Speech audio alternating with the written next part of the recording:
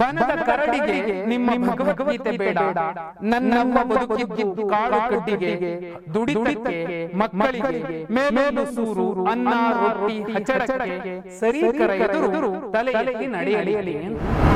ಒಂದು ಸ್ಟೋರಿ ನಿಜಕ್ಕೂ ನನ್ನನ್ನು ಅಷ್ಟಿಷ್ಟು ಸೆಳಿಲಿಲ್ಲ. ಯಾಕಂದರೆ ಅಮ್ಮ ಕೂಲಿ ಮಾಡ್ತಿದ್ದಾಳೆ, ಅಪ್ಪ ಇಲ್ಲ. ಕೂಲಿ ಮಾಡಿದಂತಹ ಹಣದಲ್ಲಿ ಅಮ್ಮ ಕಷ್ಟ ಬಿದ್ದು ಓದಿಸ್ತಿದ್ದಾಳೆ. ತುಂಬ ಕಷ್ಟ ಇದೆ.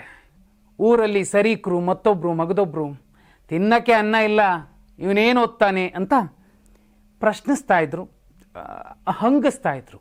ಅಂಥ ಕಷ್ಟದ ಮಧ್ಯೆ ಒಂದೊಂದು ಸಾಲು ಓದಬೇಕಾದ್ರೂ ಅಮ್ಮನ ಕಷ್ಟ ಕಣ್ಮುಂದೆ ಬಂದು ನಿಲ್ಲುತ್ತೆ, ಕಣ್ಣಂಚಲ್ಲಿ ನೀರು ತುಂಬಿಕೊಳ್ಳುತ್ತೆ. ಯಾರಿಗೆ ಆದರೂ ಕೂಡ ಆ ಕ್ಷಣವನ್ನು ನೆನೆಸ್ಕೊಂಡ್ರೂ ಕೂಡ ಸಂಕಟ ಆಗುತ್ತೆ. ನನ್ನ ಹೆಸರು ಜೈರಾಮು ಎಂ ಅಂತ ಹೇಳಿ, ನಾನು ಮಲ್ಲೇನಹಳ್ಳಿ ಗೊಲ್ಲರಟ್ಟಿ ಅಂತಕ್ಕಂಥ ಒಂದು ಕುಗ್ರಾಮದಲ್ಲಿ ಜನಿಸಿರ್ತಕ್ಕಂಥವನು. ನನ್ನ ತಂದೆ ಬಂದ್ಬಿಟ್ಟು ಪೂಜಾರ್ ಮುದ್ದಯ್ಯ ಅಂತೇಳಿ, ನನ್ನ ತಾಯಿ ದೊಡ್ಡಕ್ಕ ಅಂತೇಳಿ. ಆದರೆ ನನ್ನ ತಂದೆಯವರು ನಾನು ಪದವಿಯನ್ನು ಓದ್ತಕ್ಕಂಥ ಸಂದರ್ಭದಲ್ಲಿ ಮರಣವನ್ನು ಹೊಂದಿದ್ರು. ಅಲ್ಲಿಯವರೆಗೆ ನನ್ನ ಪ್ರಾಥಮಿಕ ಹಂತದ ಒಂದು ಶಿಕ್ಷಣ ಏನಿತ್ತು, ಅಲ್ಲಿ ನನ್ನ ಶಿಕ್ಷಣ ಅಂತಕ್ಕಂಥದ್ದು ಆರಂಭ ಆಗ್ತಾ ಹೋಗ್ತದೆ. ಆದರೆ ಅಲ್ಲಿಂದಲೂ ಸಹ ನನ್ನ ತಂದೆ ತಾಯಿಯವರಿಗೆ ನನ್ನನ್ನು ಎಜುಕೇಷನ್ ಮಾಡಿಸ್ಲಿಕ್ಕೆ ತುಂಬ ಕಷ್ಟವನ್ನು ಪಡ್ತಿದ್ದಂಥವ್ರು. ಅಂತ ಒಂದು ಕುಗ್ರಾಮದಲ್ಲಿ ನಾನು ಜನಿಸಿರ್ತಕ್ಕಂಥದ್ದು. ಎಲ್ಲ ಒಂದು ಕಡೆ ನಾನು ನೋಡೋದಾದ್ರೆ ಒಂದು ಬುಡಕಟ್ಟು ಸಮುದಾಯದಲ್ಲಿ ಜನಿಸಿ ಇವತ್ತು ಈ ಒಂದು ಹಂತಕ್ಕೆ ಬಂದಿದ್ದೀನಿ ಅಂತಂದ್ರೆ ಅದು ತಂದೆ ತಾಯಿ ಆಶೀರ್ವಾದ ಇರ್ಬೋದು ಅಂತ ನಾನು ಭಾವಿಸ್ತೀನಿ. ಏನಕ್ಕಪ್ಪ ಅಂತಂದ್ರೆ ತಂದೆ ತಾಯಿ ಓದಿಸ್ಲಿಕ್ಕೆ ಅವ್ರ ಕೈಲಿ ಆಗದೆ ಇರ್ಬೋದು, ಆದ್ರೆ ಅವರ ಒಂದು ಆಶೀರ್ವಾದ ಅಂತಕ್ಕಂಥದ್ದು ನನ್ನನ್ನ ಇವತ್ತು ಇಂದಿನವರೆಗೆ ತಂದಿದೆ ಅಂತೇಳಿ ನಾನು ಭಾವಿಸ್ತಾ ಹೋಗ್ತೀನಿ.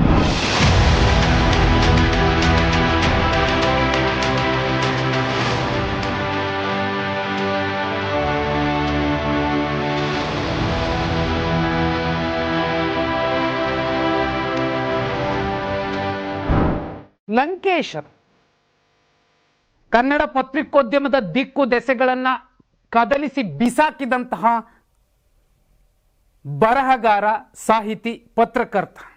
ಅವರದೊಂದು ಕವನ ಇದೆ, ಕವನ ಅನ್ಬಾರ್ದು, ಅದು ಸಮಸ್ತ ತಾಯಂದಿರಿಗೆ, ದುನಿಯಾದ ಸಮಸ್ತ ತಾಯಂದಿರಿಗೆ ಸಮರ್ಪಿಸಿರುವಂತಹ ಒಂದು ಪವಿತ್ರವಾದ ಸಾಲುಗಳು ಅಂತ ಅಂದ್ರೆ ತಪ್ಪಾಗೋದಿಲ್ಲ.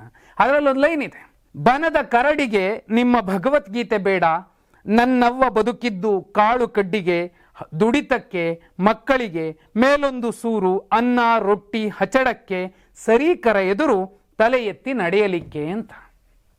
ಥೇಟ್ ಅದೇ ರೀತಿಯಲ್ಲೇ ಇಲ್ಲೊಬ್ಬ ಹುಡುಗ ಒಂದು ಸಾಧನೆ ಮಾಡಿದ್ದಾನೆ. ತುಂಬ ಕಡು ಬಡತನದಿಂದ ಬಂದಂತಹ ಆ ಹುಡುಗನಿಗೆ ತಾಯಿ ಕೂಲಿ ಮಾಡಿ ಅಕ್ಷರಕ್ಕೆ ಒಂದೊಂದು ಅಗಳಿನ ಅನ್ನ ಹಾಕಿದ್ದಾರೆ ಆ ತಾಯಿ. ಕನ್ನಡ MAನಲ್ಲಿ ಆ ಹುಡುಗ ಇವತ್ತು 5 ಗೋಲ್ಡ್ ಮೆಡಲ್ ತಗೊಂಡಿದ್ದಾನೆ. ಆ ಹುಡುಗನ ಹೆಸರು ಜೈರಾಮ್ ಅಂತ. ತುಮಕೂರು ವಿಶ್ವವಿದ್ಯಾಲಯದ 18ನೇ ಘಟಿಕೋತ್ಸವದಲ್ಲಿ ದೊಡ್ಡ ದೊಡ್ಡ ಬುದ್ಧಿವಂತರ ಎದುರಲ್ಲಿ ರಾಜ್ಯಪಾಲರ ಮುಂದೆ ಆ ಹುಡುಗ ಆ ಪ್ರಶಸ್ತಿಯನ್ನು ತಗೊಂಡಿದ್ದಾನೆ. ಆ ಖುಷಿಯಲ್ಲಿ ಆ ಹುಡುಗ ಇದ್ದಾನೆ. ಆ ಹುಡುಗನನ್ನು ನಾವು ಮಾತಾಡ್ಸೋಣ. ಜಯರಾಮ್ ಅವರೇ, ನಿಮಗೆ ಅಭಿನಂದನೆಗಳು. ಈ ಒಳ್ಳೆ ಸಾಧನೆ, ದೊಡ್ಡ ಸಾಧನೆ. ನಾನು ಕೂಡ ಅಂಥದ್ದೇ ಒಂದು ಗ್ರಾಮೀಣ ಭಾಗದಿಂದ ಬಂದವನು, ಓದ್ದವನು, ದುಡಿಯುತ್ತಾ ಓದಿದವನು. ಆ ಕಾರಣಕ್ಕೋಸ್ಕರ ನಿಮ್ಮ ಈ ಸ್ಟೋರಿ ನೋಡಿದಾಗ ನನಗೆ ತುಂಬ ಹೃದಯಕ್ಕೆ ನಾಡ್ತು. ನಿಮ್ಮ ಈ ದೊಡ್ಡ ಸಾಧನೆಯ ಅಸಲಿ ಶಕ್ತಿ ನೋ ಡೌಟ್ ನಿಮ್ಮ ತಾಯಿಯವರೇ ಆಗಿರ್ತಾರೆ. ನಿಮ್ಮ ತಾಯಿಯವರ ಬಗ್ಗೆ ನೀವೇನಂತೀರಾ? ಅಂದರೆ ನನ್ನ ತಾಯಿ ಅಂತಕ್ಕಂಥ ಒಂದು ವಿಚಾರಕ್ಕೆ ಬಂದಂಥ ಸಂದರ್ಭದಲ್ಲಿ ನಾನು ಪ್ರತಿ ಸಾಲು ಅಂತಲ್ಲ, ಪ್ರತಿ ಹೆಜ್ಜೆಗಳನ್ನ ಇಟ್ಟು ಮನೆಯಿಂದ ಏನು ಹೊರಗಡೆ ನನ್ನ ತಾಯಿಯನ್ನು ಬಿಟ್ಟು ನಾನು ಹೊರಗಡೆ ಬರ್ತಾ ಇದ್ದೆ, ಪ್ರತಿ ಹೆಜ್ಜೆಗೂ ನನ್ನ ತಾಯಿಯನ್ನು ನೆನಪಿಸ್ಕೊಂಡು ನಾನು ತರಗತಿಗಳಿಗೆ ಬಂದು ಕೂರ್ತಾ ಇದ್ದಿದ್ದು. ಏನಕ್ಕಪ್ಪ ಅಂತಂತಂದರೆ ನನಗೆ ಬೆಳಗಿನ ಜಾವ 4 ಗಂಟೆಗೆ ಇದ್ದು ಅವರು ಅಡುಗೆಯನ್ನು ಮಾಡಿ 6 ಗಂಟೆಗೆ ಕೂಲಿ ಕೆಲಸಕ್ಕೆ ಹೋಗಿ ನನ್ನನ್ನು ಕಾಲೇಜಿಗೆ ಕಳಿಸಿ ಓದಿಸಿರ್ತಕ್ಕಂಥದ್ದು. ಏನಕ್ಕಪ್ಪ ಅಂತಂತಂದರೆ ಒಂದೊಂದು ತುತ್ತನ್ನು ನನಗೆ ಎಣಿಸಿ ಹಾಕಿರ್ತಕ್ಕಂಥ ಸಂದರ್ಭಗಳು ಇದ್ದಾವೆ. ಅದೇ ರೀತಿಯಲ್ಲಿ ಅವರು ಕೂಲಿ ಮಾಡ್ಕೊಂಡು ಬಂದಿದ್ದಂತಹ ಹಣವನ್ನು ಸಮೇತ ನಾನು ಖರ್ಚು ಮಾಡತಕ್ಕಂಥ ಸಂದರ್ಭದಲ್ಲಿ ನನ್ನ ತಾಯಿಯ ಒಂದು ಪ್ರತಿಯೊಂದು ಶ್ರಮದ ಹನಿಯನ್ನು ನಾನು ಲೆಕ್ಕ ಹಾಕಿ ನಾನು ನನ್ನ ಶ್ರಮದ ಒಂದು ಪ್ರಯತ್ನವನ್ನ ನಾನು ಪಟ್ಟುಕೊಂಡು ವಿದ್ಯಾಭ್ಯಾಸವನ್ನು ಮಾಡ್ಕೊಂಡು ಬಂದಿರತಕ್ಕಂಥದ್ದು. ನಮ್ಮಮ್ಮ ಕೂಡ ಕಷ್ಟ ಬೀಳ್ತಾ ಇದ್ರು. ಅಮ್ಮನ ಕಷ್ಟ ನೋಡಿಕೊಂಡು ಕೂಡ ನೀವು ಇಂಥದ್ದೊಂದು ಸಾಧನೆ ಮಾಡಬೇಕಾದ್ರೆ, ಓದಬೇಕಾದ್ರೆ, ಬರಿಬೇಕಾದ್ರೆ ಅಥವಾ ಕಾಲೇಜಿಗೆ ಹೋಗಿ ಬರಬೇಕಾದ್ರೆ ಎಷ್ಟು ಸಲ ಅಮ್ಮ ನಿಮ್ಮ ಕಣ್ಮುಂದೆ ಬಂದು ನಿಲ್ತಾ ಇದ್ರು, ಅಥವಾ ಯಾವಾಗಾದರೂ ಭಾವುಕರಾಗ್ತಿದ್ರಾ ನೀವು? ಈ ಸಂದರ್ಭದಲ್ಲಿ ನನ್ನ ತಾಯಿ ತುಂಬ ಸಂತೋಷವನ್ನು ವ್ಯಕ್ತಪಡಿಸ್ತಾರೆ. ಏನಕ್ಕಪ್ಪ ಅಂತಂತಂದರೆ, ನಾನು ಓದಿದ್ದು ತುಂಬ ಕಷ್ಟದಲ್ಲಿ. ನನ್ನ ತಾಯಿ ಓದಕ್ಕೆ ಹೋಗಪ್ಪ ಅನ್ನೋಷ್ಟು ಶಕ್ತಿ ಅವ್ರಿಗಿರಲಿಲ್ಲ. ಆದರೂ ಅವರು ನನ್ನನ್ನು ನನ್ನ ಸ್ವಂತ ರೀತಿಯಲ್ಲಿ ನನ್ನ ಇಷ್ಟ ಬಂದಂತೆ ನಾನು ಓದಲಿಕ್ಕೆ ಆದರೂ ಅಲ್ಲಿ ಅವಕಾಶ ಮಾಡಿಕೊಟ್ರು. ಆ ಸಂದರ್ಭದಲ್ಲಿ ನಾನು ಸ್ನಾತಕೋತ್ತರ MA ಪದವಿಯನ್ನು ಮುಗಿಸಿ ಅನಂತರದಲ್ಲಿ ಯಕಶ್ಚಿತ್ ಅಂದರೆ ಆಶ್ಚರ್ಯ ಆಗುತ್ತೆ ನನಗೇನೆ. ನಾನು ಯಾವ ರೀತಿ ಅಲ್ಲಿ ಕಾಲೇಜ್ಗೆ ಹೋದೆ, ಅಲ್ಲಿ ಹೆಂಗೆ ವರ್ಕ್ ಮಾಡ್ತಾ ಇದ್ದೆ ಅನ್ನೋದು ನನಗೆ ಆಶ್ಚರ್ಯ ಅನಿಸುತ್ತೆ. ಅಂದರೆ ಅದು ಸಿಕ್ಕಿದ್ದು ನನಗೆ ಒಂದು ರೀತಿ ಆಶ್ಚರ್ಯವನ್ನು ಉಂಟು ಮಾಡ್ತಾ ಹೋಗ್ತದೆ. ಈ ಸಂದರ್ಭದಲ್ಲಿ ನಾನು ಒಂದು ಉನ್ನತವಾದ ಜವಾಬ್ದಾರಿಯನ್ನು ನಾನು ಇಟ್ಕೊಂಡು ಕೆಲಸ ಮಾಡ್ತಕ್ಕಂಥ ಸಂದರ್ಭದಲ್ಲಿ ನನ್ನ ತಾಯಿ ಆಶ್ಚರ್ಯಪಟ್ಟರು. ಏನಪ್ಪ ನಿಜವಾಗ್ಲೂ ನೀನು ಅಲ್ಲಿ ಕಾಲೇಜಿನಲ್ಲಿ ಪ್ರಿನ್ಸಿಪಲ್ ಆಗಿ ವರ್ಕ್ ಮಾಡ್ತಿದ್ಯಾ ಅಂತ ಕೇಳಿದ್ರು. ಆ ಸಂದರ್ಭದಲ್ಲಿ ಹೌದು ಕಣಮ್ಮ, ನಾನು ಪ್ರಿನ್ಸಿಪಲ್ ಆಗಿ ವರ್ಕ್ ಮಾಡ್ತಾ ಇದ್ದೀನಿ ಅಂತ ಹೇಳ್ಬಿಟ್ಟು ಅಲ್ಲಿ ತಿಳಿಸ್ದೆ. ಆ ಸಂದರ್ಭದಲ್ಲಿ ನನ್ನ ತಂದೆ ನನ್ನ ತಾಯಿ ಇದ್ದಂಥವ್ರು ಏನು ಮಾಡಿದ್ರು ಅಂತಂದರೆ, ಆ ಸಂದರ್ಭದಲ್ಲಿ ಕಣ್ಣಲ್ಲಿ ಆನಂದ ಬಾಷ್ಪವನ್ನು ಸುರಿಸಿದ್ರು. ಏನಕ್ಕಪ್ಪ ಅಂತಂದರೆ, ಅದು ನೋವು ಮತ್ತು ನೋವಿನ ಹಿಂದೆ ನಗುವನ್ನು ಯಾವ ರೀತಿ ತಂದುಕೊಂಡ್ರು ಅನ್ನೋದನ್ನ ನನ್ನ ತಾಯಿ ಅವತ್ತಿನ ದಿನ ಕಂಡ್ರು. ಅದೆಲ್ಲದಕ್ಕಿಂತ ಹೆಚ್ಚಾಗಿ ಇವತ್ತಿನ ದಿನ ಏನು ಚಿನ್ನದ ಪದಕವನ್ನು ಪಡಿತಾ ಇದ್ದೀನಿ, ಇವತ್ತು ಇನ್ನೂ ಅದಕ್ಕಿಂತ ಹೆಚ್ಚಿನ ಒಂದು ಸಂತೋಷವನ್ನು ನನ್ನ ತಾಯಿ ಪಡಿತಾ ಇದ್ದಾರೆ ಅನ್ನೋದನ್ನ ನಾನು ಇವತ್ತು ಹೇಳಲಿಕ್ಕೆ ಇಷ್ಟಪಡ್ತಾ ಹೋಗ್ತೀನಿ. ಹಳ್ಳಿಗಾಡಿನ ವಿದ್ಯಾರ್ಥಿ ಎದುರಿಸೋ ಕಷ್ಟ ಎಂಥದ್ದು, ನೋವೆಂಥದ್ದು ನಂಗೆ ಚೆನ್ನಾಗಿ ಗೊತ್ತಿದೆ. ನಾನು ಡಿಬೇಟ್ ಕಾಂಪಿಟೇಷನ್ಗೆ ಹೋದರೆ ನನ್ನ ಮನಸ್ಸಲ್ಲಿ ಒಂದೇ ಇರ್ತಿತ್ತು, ಇಲ್ಲಿ ಸಿಟಿಯವರು ಬಂದಿದ್ದಾರೆ, ಸಿಟಿಯವರ ವಿರುದ್ಧ ಒಬ್ಬ ಹಳ್ಳಿಗ ಏನು ಅನ್ನೋದನ್ನು ತೋರಿಸ್ಬೇಕು, ನಾನು ಗೆಲ್ಲಬೇಕು ಅಂತ ಅನ್ಕೋತಿದ್ದೆ, ಗೆಲ್ತಿದ್ದೆ. ನನ್ನ ಜೊತೆಗಾರರು ಸ್ನೇಹಿತರು ಯಾರಾದರೂ ನೋಡಿದ್ರೆ ಖಂಡಿತ ಆ ಮಾತನ್ನು ಒಪ್ಕೋತಾರೆ. ಹಳ್ಳಿಗಾಡಿನ ವಿದ್ಯಾರ್ಥಿಯಾಗಿ ನೀವು ಯಾವೆಲ್ಲ ಸವಾಲು ಸಂಕಷ್ಟಗಳನ್ನು ಎದುರಿಸಿದ್ರಿ, ನೋವು ಉಂಡಿದ್ದೀರಾ? ಅಂದರೆ ಬಡತನ ಅಂತಕ್ಕಂಥದ್ದು ನಮ್ಮ ಪ್ರಾರಂಭದಿಂದಲೇ ಇತ್ತು.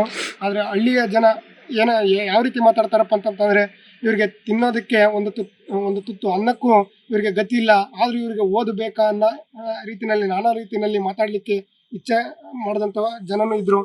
ಅಂಥವರ ಮಧ್ಯೆ ನಾನು ಒಬ್ಬ ಏನಾದರೂ ಮಾಡಿ ಜನರ ಮಾತಿಗೆ ನಾನು ತಲೆ ಕೆಡಿಸ್ಕೊಳ್ಬಾರ್ದು. ಆದರೆ ಆ ಸಂದರ್ಭದಲ್ಲಿ ನಾನು ಒಂದು ದೊಡ್ಡ ಧೈರ್ಯವನ್ನು ಮಾಡಿದೆ.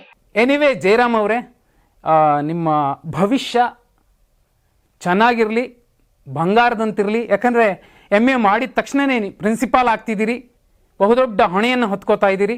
ನಿಮ್ಮ ಭವಿಷ್ಯ ಉಜ್ವಲವಾಗಿರಲಿ ಅಂತ ಒಬ್ಬ ಬ್ರದರ್ ಆಗಿ ನಾನು ನಿಮ್ಮನ್ನು ಆಶಿಸ್ತೀನಿ.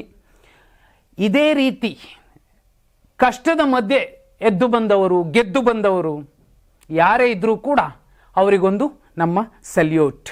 ತಾವು ಸಮೇತ ಈ ಒಂದು ಸಂದರ್ಭಕ್ಕೆ ನಾವು ಧನ್ಯವಾದಗಳನ್ನ ಹೇಳ್ತೀವಿ. ಲಯನ್ ಟಿವಿಗೆ ನಾನು ಧನ್ಯವಾದಗಳನ್ನ ಹೇಳಿ ಈ ಒಂದು ಸಂದರ್ಭವನ್ನು ಕಲ್ಪಿಸಿಕೊಟ್ಟಕ್ಕೆ ಅನಂತ ವಂದನೆಗಳನ್ನ ತಿಳಿಸ್ತೀನಿ. ಧನ್ಯವಾದ. ಬನದ ಕರಡಿಗೆ ನಿಮ್ಮ ಭಗವದ್ಗೀತೆ ಬೇಡ, ನನ್ನ ಬದುಕಿದ್ದು ಕಾಡು ಕಡ್ಡಿಗೆ, ದುಡಿತಕ್ಕೆ ಮಕ್ಕಳಿಗೆ ಮೇಲು ಸೂರು ಅನ್ನ ರೊಟ್ಟಿ ಹಚ್ಚಡಕ್ಕೆ ಸರಿ ಕರ ಎದುರು ತಲೆ ಎತ್ತಿ ನಡೆಯಲಿ ಅಂತ